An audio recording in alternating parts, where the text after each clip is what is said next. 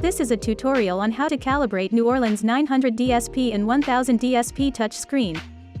First, go to Setting.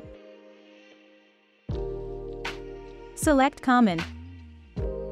Scroll down and look for keys. Select Calibration Study. Continue the touch screen calibration process by touching the points shown on the screen. The screen will show calibration success, which means the screen has successfully calibrated. Next, select Key Study to reprogram the key on the left side of the radio. Select Clear to wipe off the previous setting. Now, we will reprogram the key one by one. Let's start with Power button by selecting Power on the screen, then make a touch on the Power key. Secondly, select Home on the screen, then select on the Home key.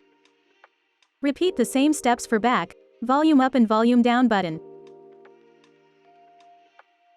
After completing the steps, select Save to save the setting.